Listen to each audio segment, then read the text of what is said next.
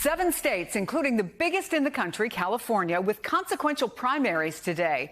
For these midterms, it's always tough to get out voters, but roughly 45 million people are eligible in California, Iowa, Mississippi, Montana, New Jersey, New Mexico, and South Dakota. And 9 House races could provide critical clues to whether Democrats are likely to keep control of the House. Joining me now from the big board to break down these races, NBC News national political correspondent Steve Kornacki. Always good to see you.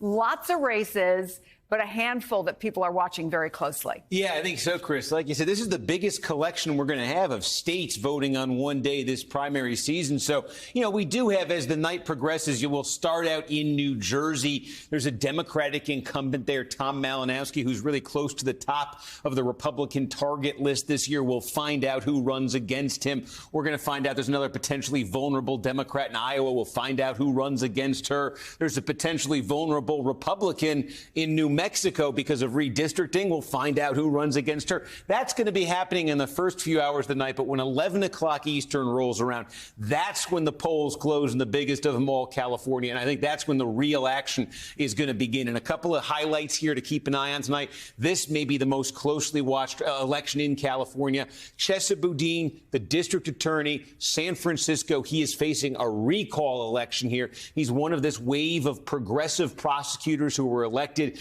in cities and counties across the country over the last few years. Now there's been concern about rising crime. There's been concern particularly about auto theft, about these smash and grabs on cars on streets in San Francisco. So it's one of the most democratic, one of the most liberal cities in the country with one of the most liberal prosecutors. Will voters there vote to recall him from office? That's a headline election in California. And in Southern California, there's the primary for mayor of Los Angeles, second largest city in the country. You see the final polling here. Now, if nobody gets 50%, the top 2 candidates will advance to November. They'll have it out then.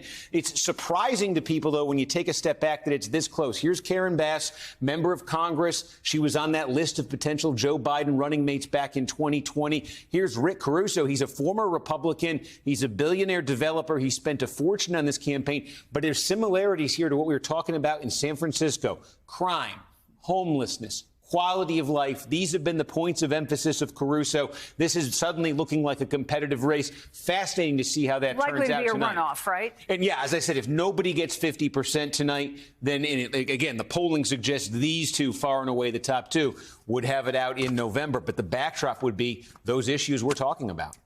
Is this the one that's going to keep us up late tonight? No, because it's going to be maybe a runoff. It may be clear early that it's going to be a runoff. There's also going to be a bunch of House primaries in California, and what makes them so fascinating, all the Democrats, all the Republicans run on the same ballot, so you can look at some of these primaries for the House in California and maybe get a little bit of a tea leaf reading when it comes to November. Add up all the Republican votes, add up all the Democratic votes in the district, take the temperature of the district maybe a few months ahead of time. We'll certainly be doing that tonight. Steve will be staying up to read the tea leaves for us. Thank you, Steve. We appreciate it.